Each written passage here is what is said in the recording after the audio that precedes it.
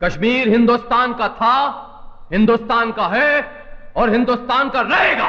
कश्मीर हिमालय की खातिर हम अपना खून बहा देंगे।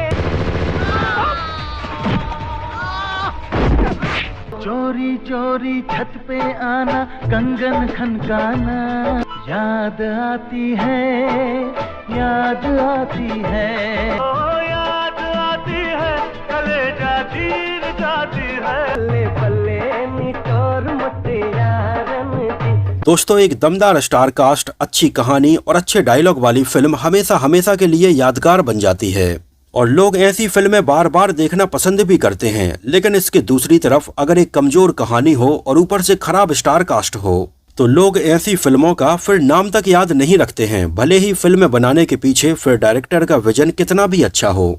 तो आज के अपने इस बेहद ही रोचक वीडियो में हम एक ऐसी ही फिल्म के बारे में बात करने वाले हैं जिसको बनाने के पीछे इसके मेकर्स का विजन तो बहुत अच्छा था, जो पहले एक मल्टी स्टारर फिल्म बनने वाली थी और इसमें पहले आमिर खान, अजय देवगन, अक्षय कुमार, सुनील शेट्टी और जैकी श्रॉफ जैसे एक्टर्स नजर आने वाले थे। लेकिन आगे चलकर हुआ कुछ ऐसा कि इसकी ये पूरी स्टार कास्ट बदलनी पड़ी और इसकी ये कहानी भी बदलनी पड़ी और नतीजा ये हुआ कि अगर अच्छी खासी स्टार कास्ट के साथ में ये फिल्म बनती तो आज ये फिल्म लोगों को याद होती।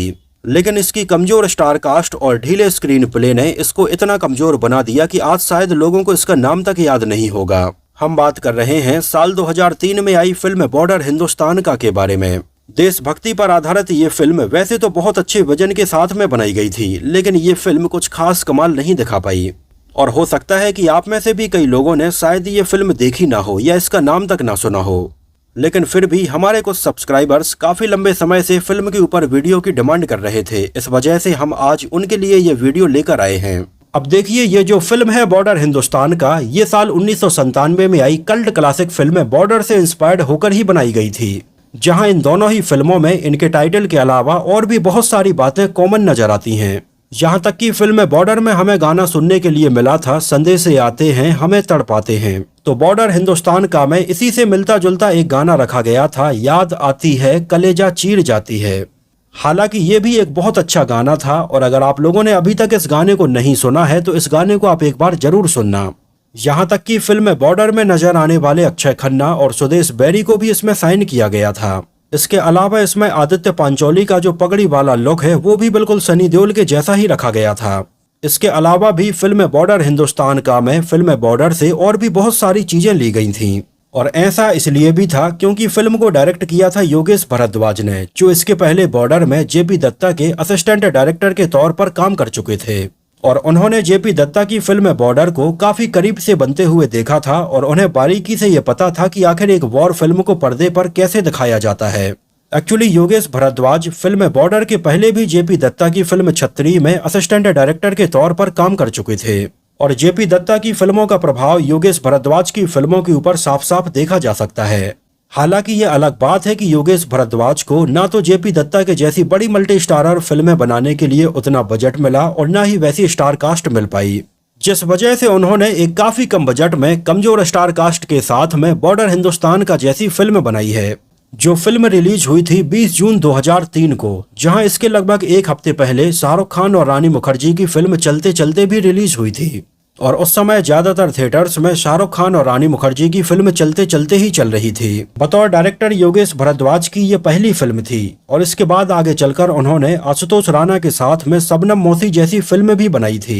इसके बाद आगे चलकर उन्होंने 695 और औसम मौसम जैसी फिल्में भी बनाई हैं, लेकिन उनके द्वारा बनाई गई इन सारी ही फिल्मों में से आपको शायद ही कोई फिल्म याद हो। जयश्री प्रोडक्शंस के बैनर तले फिल्म को प्रोड्यूस किया था एच.एस. तनेजा ने और इसमें हमें नजर आए थे फैजल खान, रजत बेदी, आदित्य पांचोली, प्रिया गिल, मिंक सिंह, दीना पाठक, दलीप ताहल, आशीष विद्यार्थी, दारा सिंह और स्पेशल अपीयरेंस में अक्षय खन्ना नजर आए थे। फिल्म का म्यूजिक एल्बम कंपोज किया था दिलीप हरी किशन ने और इसके म्यूजिक एल्बम में टोटल 6 गाने रखे गए थे। हालांकि उस समय फिल्म का म्यूजिक एल्बम काफी अच्छा था और इसके 2-3 गाने तो उस समय काफी पॉपुलर भी हुए थे। फिल्म के ये गाने थे हम हिंद के वीर, सोनी पीर फकीर, बेटी धन बेगाना, पौरा पै गया, याद आती है और बल्ले बल्ले नी तोर। इन गानों में आवाजें थीं सोनू निगम, उदित नारायण, जसपिंदर नरूला, मोहम्मद अजीज, सुखविंदर सिंह, कविता कृष्णमूर्ति, कुमार सानू और विनोद राठौड़ की, जिनमें से मुझे अच्छे से याद है कि उस समय फिल्म का गाना याद आती है काफी पॉपुलर हुआ था। एक नजर डालते हैं इसके बजट और बॉक्स ऑफिस कलेक्शन के ऊपर, तो उस समय बनी ये काफी कम बजट की फिल्म थी, जिसका बजट रखा गया था मात्र 1,75,00,000 रुपए। और उस समय इंडिया में इसने कलेक्शन किया था लगभग 61 लाख रुपए और वर्ल्ड वाइड में लगभग 93 लाख रुपए का कलेक्शन हुआ था। और फिल्म बॉर्डर हिंदुस्तान का उस समय बॉक्स ऑफिस पर एक डिजास्टर रही थी। इसको उस समय मात्र 45 स्क्रीन्स पर रिलीज किया गया था और ये थिएटर्स में देखने के लिए लगभग 3,60,000 लोग आए थे। और ये साल 2003 में पैसे कमाने के मामले में बहुत ज्यादा पीछे रही थी। वैसे 2003 की अगर टॉप 5 फिल्मों के ऊपर एक नजर डालें तो ये फिल्में थी कोई मिल गया, कल हो ना हो, the hero love story of a spy, Munna भाई MBBS और बागवान। बॉर्डर हिंदुस्तान का को IMDb पर 5.1 आउट ऑफ 10 रेटिंग मिली हुई है। उस समय फिल्म बॉर्डर में असिस्टेंट डायरेक्टर के तौर पर काम करने के बाद योगेश भारद्वाज एक ऐसी ही वॉर ड्रामा फिल्म बनाने के बारे में प्लान कर रहे थे, जहां पहले फिल्म का टाइटल बॉर्डर हिंदुस्तान का नहीं बल्कि वतन के रखवाले होने वाला था। उस समय फिल्म की कहानी भी अलग होने वाली थी, जिसमें वो अजय देवगन, अक्षय कुमार, सुनील शेट्टी, बॉबी देओल और जैकी श्रॉफ को लेने का मन बना रहे थे।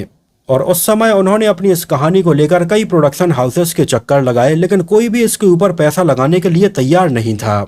वैसे उस समय उनकी इस कहानी का आइडिया तो काफी अच्छा था, जहां पहले ये सारे एक्टर्स आर्मी ऑफिसर के तौर पर नजर आने वाले थे और इसमें हमें कश्मीर और पाकिस्तान का इशू देखने के लिए मिलने वाला था, जिस कहानी में हमें ये देखने के लिए मिलता कि आखिर आतंकवाद के मुद्दे से निपटने के लिए यूथ किस हद तक जा सकते हैं और अगर युवाओं को सही डायरेक्शन मिल जाए तो वो अपने देश की रक्षा करने के लिए किसी भी हद तक जा सकते हैं। लेकिन उस समय वतन के रखवाले के नाम से बनने वाला उनका ये प्रोजेक्ट बजट इशू के चलते नहीं बन पाया था, तो उस समय उन्होंने अपना ये आइडिया ड्रॉप कर दिया था और एक नई कहानी के ऊपर काम करना शुरू किया, जो फिल्म भी कश्मीर, पाकिस्तान और आतंकवाद के मुद्दे पर ही आधारित थी, लेकिन इस बार इसमें एक प्रेम कहानी भी थी। और उस समय ये फिल्म स्टार्ट करने के पहले ही योगेश भारद्वाज ने अपने दिमाग में फिल्म का एक मोटा मोटा बजट सेट कर लिया था कि इस बजट में ही ये फिल्म बनानी है।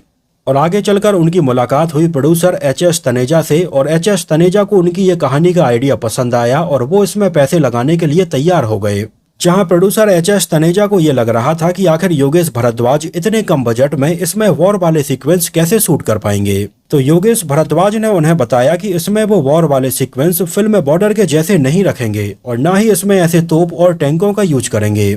और जितना बजट उन्होंने इसका ये डिसाइड किया है उतने कम बजट में ही वो ये फिल्म कंप्लीट कर देंगे। फिल्म में लीड एक्टर के तौर पर आमिर खान के भाई फैजल खान को लिया गया, जो इसके पहले आमिर खान के साथ में फिल्म मेला में शंकर सानी के रोल में नजर आ चुके थे।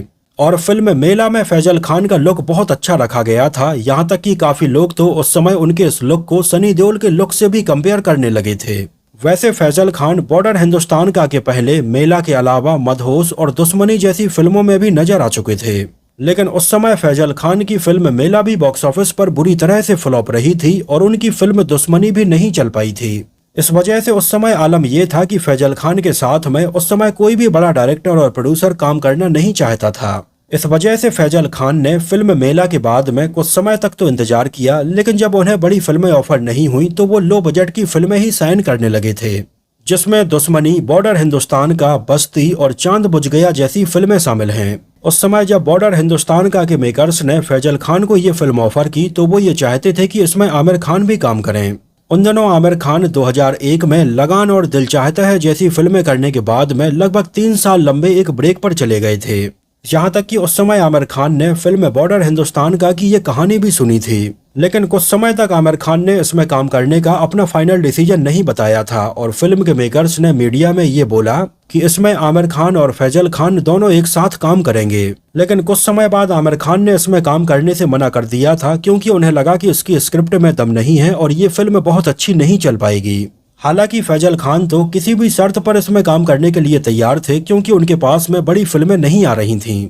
तो उस समय आमिर खान के इसके लिए मना कर देने के बाद में फाइनली अक्षय खन्ना को इसमें स्पेशल अपीयरेंस में लिया गया। एक्चुअली अक्षय खन्ना के साथ में फिल्म बॉर्डर हिंदुस्तान का के डायरेक्टर योगेश भारद्वाज की मुलाकात फिल्म बॉर्डर के सेट पर ही हुई थी, जिसमें अक्षय खन्ना काम कर रहे थे और योगेश भारद्वाज फिल्म में असिस्टेंट डायरेक्टर के तौर पर काम कर रहे थे। और उस समय फिल्म बॉर्डर के सेट पर ही इन दोनों की दोस्ती हो गई थी और आगे चलकर अपनी इसी दोस्ती के चलते अक्षय खन्ना ने इसमें गेस्ट अपीयरेंस किया था। और जब ये फिल्म बनकर कंप्लीट हो गई तो इसके ज्यादातर पोस्टर्स के ऊपर अक्षय खन्ना की ही बड़ी बड़ी फोटोज लगी हुई थीं। और उस समय फिल्म को ऐसे प्रमोट किया जा रहा था जैसे इसमें अक्षय खन्ना ही लीड रोल निभा रहे हों, जो देखने के बाद अक्षय खन्ना काफी अपसेट थे क्योंकि उन्हें पता था कि इसमें उनका स्पेशल अपीयरेंस बस है। और मन ही मन अक्षय खन्ना ये सोच रहे थे कि उन्हें इसमें ये स्पेशल अपीयरेंस भी नहीं करना चाहिए था। फिल्म की ज्यादातर शूटिंग कुल्लू मनाली के आसपास के लोकेशंस पर ही की गई थी। इसके अलावा बजट इशू के चलते हमें इसमें बहुत सारे सीन तो रियल 15 अगस्त और 26 जनवरी पर होने वाली परेड के भी देखने के लिए मिलते हैं। उस समय फिल्म की मेकिंग के दौरान कुछ रिटायर्ड आर्मी ऑफिसर्स भी इससे जुड़े हुए थे जो समय समय पर अपना मार्गदर्शन दे रहे थे। फिल्म बॉर्डर में मथुरा दास के रोल में नजर आए सुदेश बैरी को इसमें डबल रोल में साइन किया गया था। इसमें प्रिया गिल को लीड एक्ट्रेस के तौर पर साइन किया गया, जो इसके पहले फिल्म सिर्फ तुम और जोश में काम करने के बाद लोगों के बीच में काफी पॉपुलर हो गई थी। और उस समय प्रिया गिल इसमें काम करने को लेकर काफी एक्साइटेड थी क्योंकि उन्हें यह बताया गया था कि इसमें आमिर खान काम कर रहे हैं। और इसी के चलते प्रिया गिल ने इसमें काम करने के लिए हाँ बोला था, लेकिन बाद में आमिर खान ने ये फिल्म छोड़ दी। लेकिन प्रिया गिल ने अपनी ये फिल्म कंप्लीट की थी और फिल्म बॉर्डर हिंदुस्तान का प्रिया गिल के करियर की आखिरी हिंदी फिल्म साबित हुई। इसके बाद उन्होंने हिंदी फिल्मों में काम नहीं किया। इसके बाद वो हमें केवल एक भोजपुरी फिल्म पिया तो से नैना लागे में नजर आई थी। और इसके बाद में प्रिया गिल ने फिल्मों में काम करना पूरी तरह से बंद कर दिया था। एक्चुअली उस समय प्रिया गिल के बॉलीवुड को छोड़ने के पीछे एक रीजन ये भी था क्योंकि उस समय प्रिया गिल का एक वीडियो काफी वायरल हो रहा था, जिस वीडियो में दिखाया जा रहा था कि प्रिया गिल की हालत काफी खराब है और फटे हुए कपड़ों में वो एक गुरुद्वारे में खाने के लिए बैठी हैं।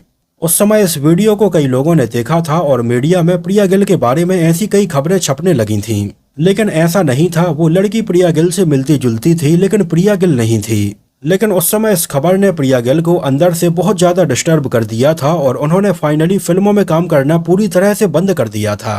हालांकि इसके पीछे एक रीजन ये भी था कि प्रिया गिल को बड़े डायरेक्टर्स और प्रोड्यूसर्स की तरफ से फिल्में ऑफर नहीं हो रही थीं और प्रिया गिल दोबारा से बॉर्डर हिंदुस्तान का जैसी लो बजट की फिल्मों में काम करना नहीं चाहती थीं।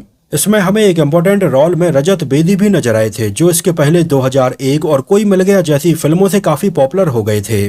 और रजत बेदी की बॉडी और पर्सनालिटी काफी अच्छी है, यहाँ तक कि कई सीन में तो जब वो फैजल खान के साथ पर्दे पर नजर आते हैं तो फैजल खान की पर्सनालिटी फीकी लगने लगती है।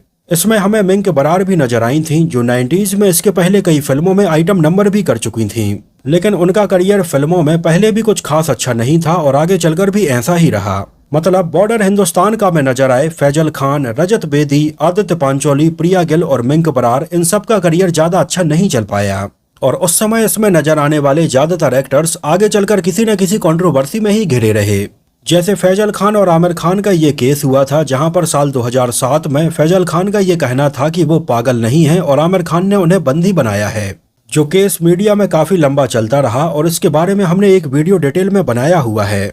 तो अगर आप ये जानना चाहते हैं कि आखिर उस समय एग्जैक्टली फैजल खान के साथ में क्या हुआ था तो ये वीडियो आप देख सकते हैं।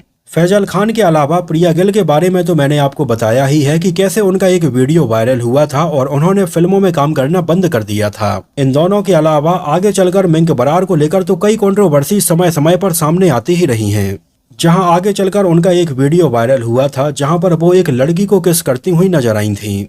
और पहले उन्होंने इस बात को एक्सेप्ट किया था कि वो लेस्बियन है, लेकिन बाद में उन्होंने स्टेटमेंट दिया कि वो शराब के नशे में थी, इस वजह से उन्होंने ऐसा किया है।